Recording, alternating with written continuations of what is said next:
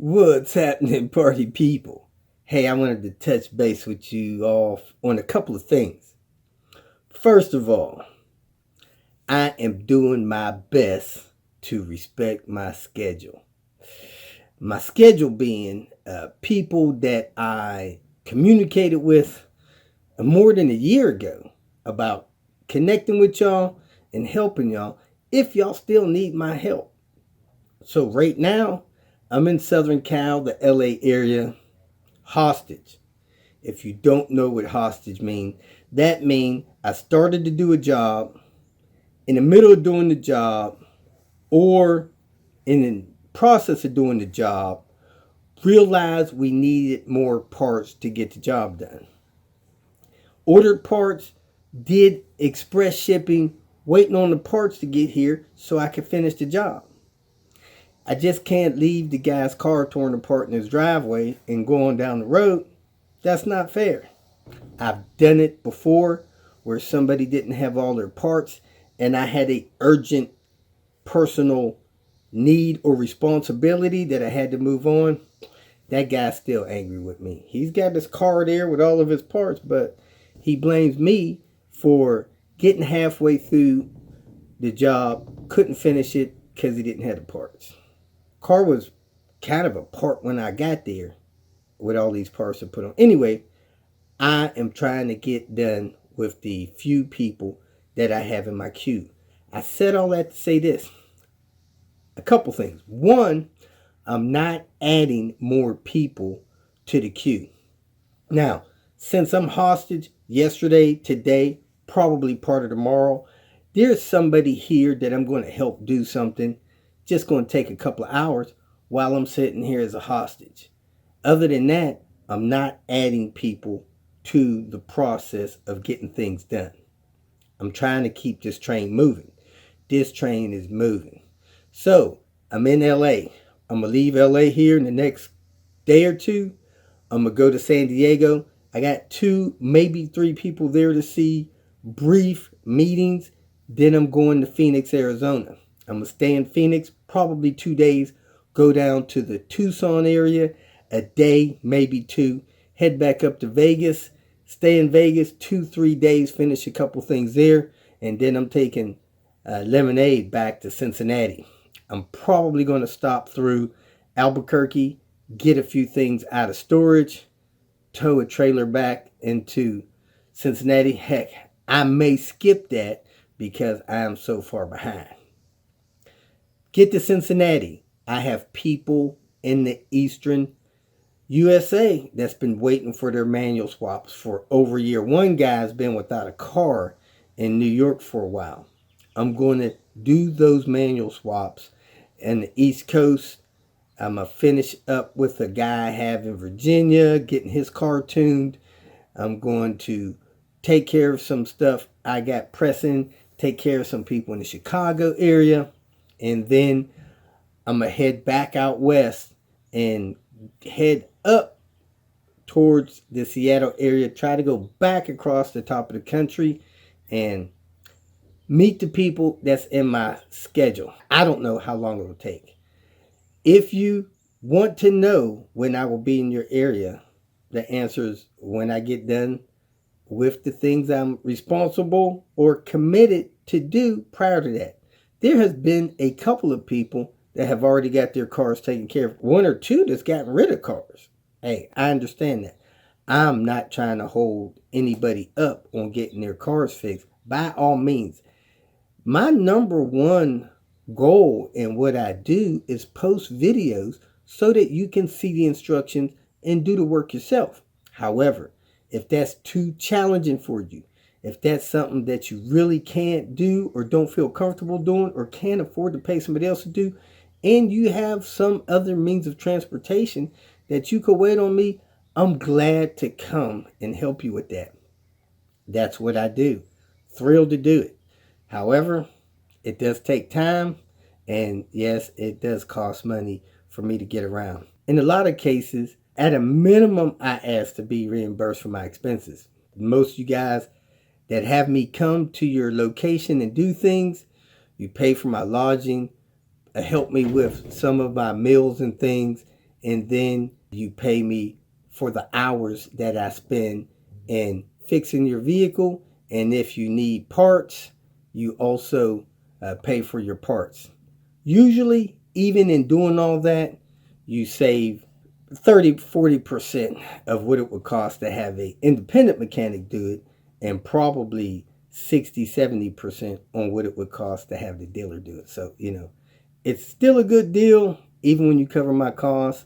I just say, hey, I'm trying to help, doing the best I can. I appreciate your generosity, man. And I have people that after they receive my help, pay the amount that I request that they pay.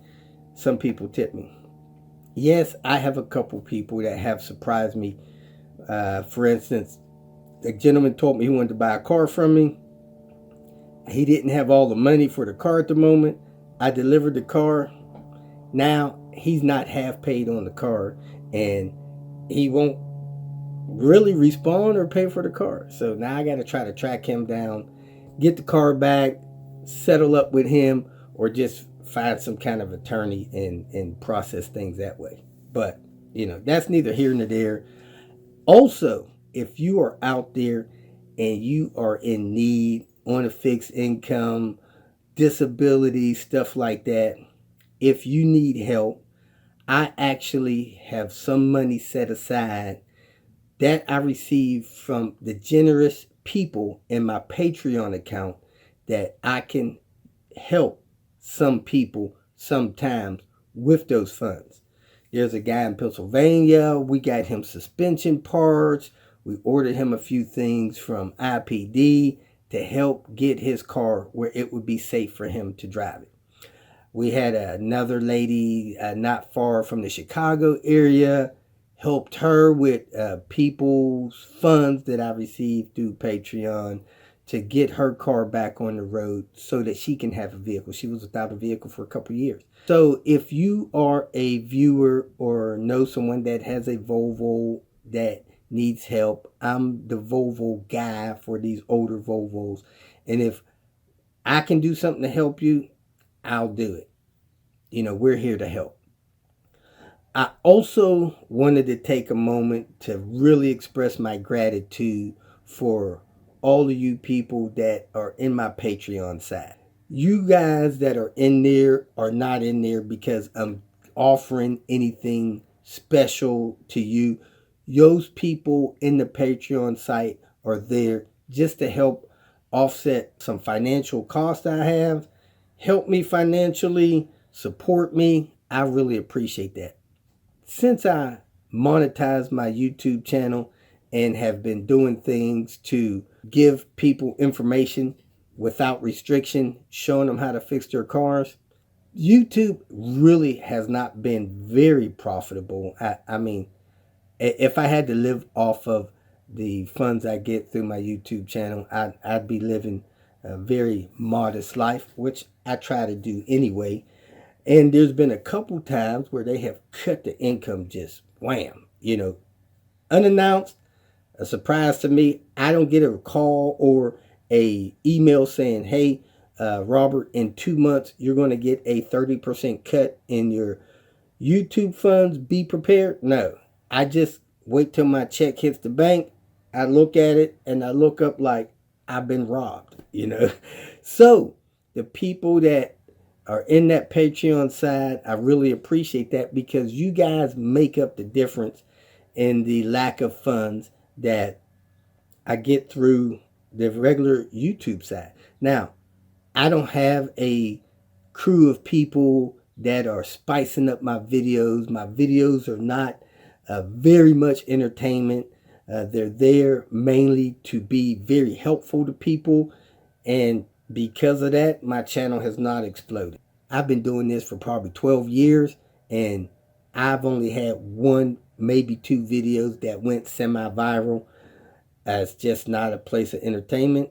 I don't have a dog and pony show, so it's not very profitable on the standard side. The Patreon side, I don't know how many people are there, probably close to 105. Man, I appreciate it. I have over 200,000 subscribers. If every one of my subscribers donated $5 a year, man, I'd have $1 million. I can run around this country and support all the people and help all the people that I could come in contact with. But that's not reality. So I do what I can. I appreciate you guys that give what you can. I'm really grateful and thankful for it. I wish I had more time to thank you personally and connect better with you through the Patreon side. I just don't have the time. I really don't. I'm way behind on my schedule. I'm doing what I can to keep things moving. I appreciate your patience, your kindness, and the love you show. And, a couple days ago, I made a mention in my video that, I got maybe about 1,000 normal churchgoers. These other 212,000 people, I don't know where they are. Most of them are probably people that hit the like button because a video helped them, subscribed out of kindness so I could have subscribers. But really, on a day-to-day basis, my daily fragmented videos may get 600-700 views. Those are the people that are supporting me, and I appreciate all my new subscribers and followers, and I do try to help people that contact me. So that's where I'm at. Again, I'm moving forward. I'll get there when I get there. Asking me when is not really a question I can answer. If you want me to lie to you, I'll make up a date and lie to you. Other than that, I'm moving forward.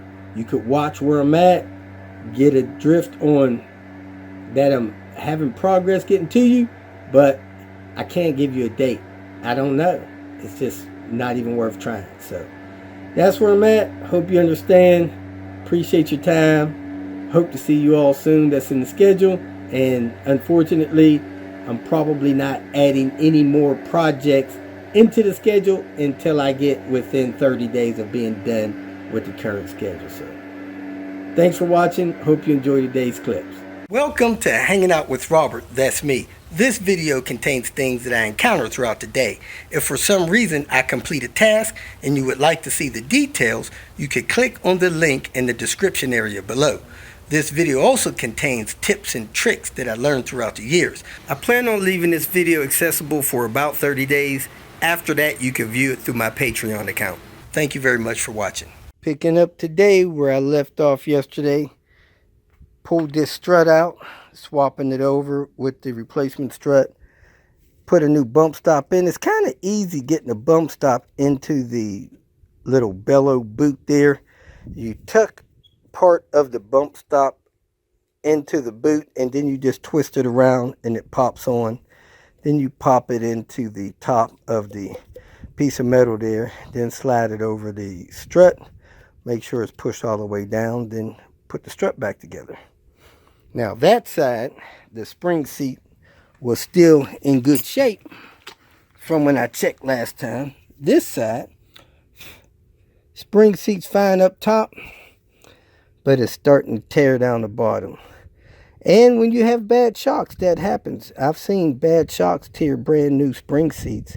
So this one is on its way out. May order a new one of those when we order that control arm for the other side. And these brake pads are okay over here too.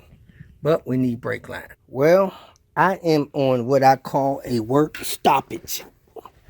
That is when you're doing a job and you get halfway through with it and you find other things that need to be replaced. Like this ball joint.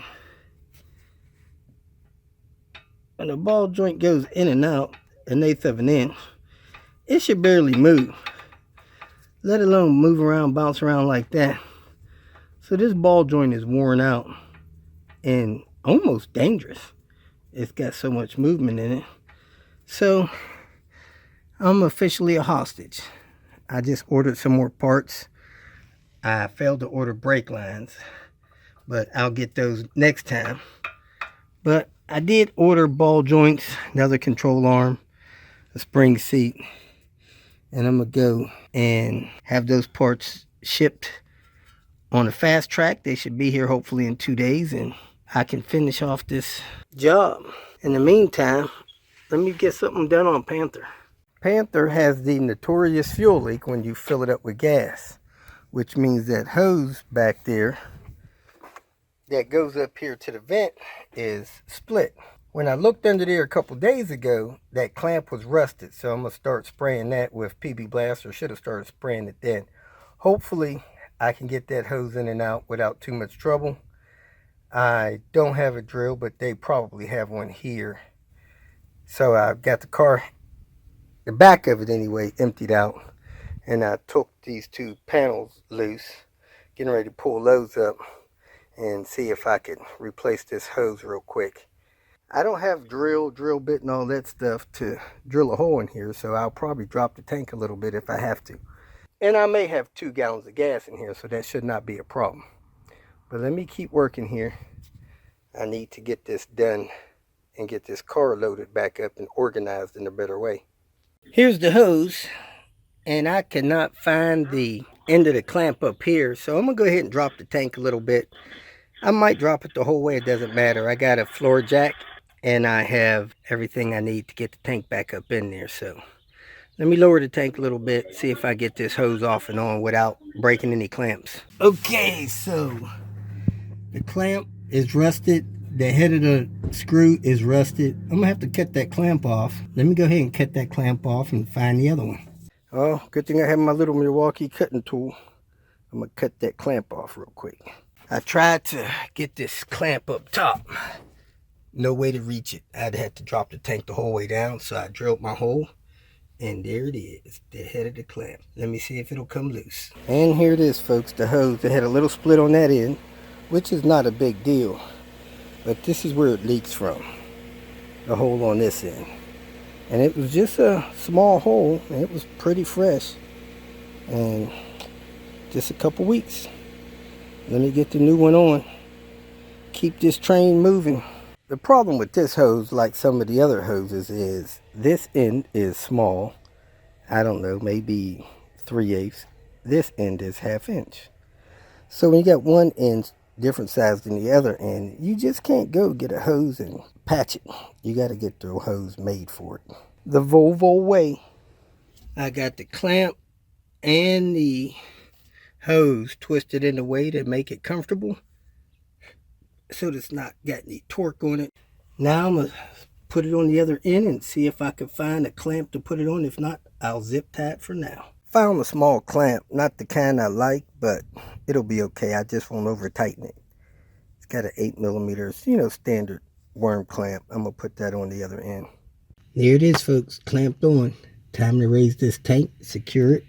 I got a problem with my little splash thing back here. This thing is not secure here or on the other side. I need to try to figure that out, because it's just dangling down here. But anyway, let me put this tank back. Got the tank back up with the help of the floor jack. Now I notice my tailpipe didn't have a clamp on it. This must have rusted off. And at one point it was so close to my bumper, it melted my bumper. So I'm going to try to tap that with my sledgehammer to center it. I've also bent it, so I might straighten it out when I tap it with the sledge, but I'm going to try to center it in here because it's a little crooked. I got it down a little bit and a little bit more centered. Not as centered as it needs to be, but I don't want to mess with it too much till I get a clamp. I'm going to leave it there. I'm going to close this up. I got an appointment. I need to meet somebody, so I'm going to close all this stuff up, clean up my mess here, try to organize this stuff a little better, get to my appointment, get back here in a couple hours, and call it a night. If you feel that this information was useful, please like it and share it with your social media friends. You can subscribe to my channel so that you will get notifications of future videos that I post. You can follow me on Twitter, and if you need to contact me directly, please visit my website. And if you have any questions, leave them below, and someone or myself will reply to them. Again, thank you very much for watching.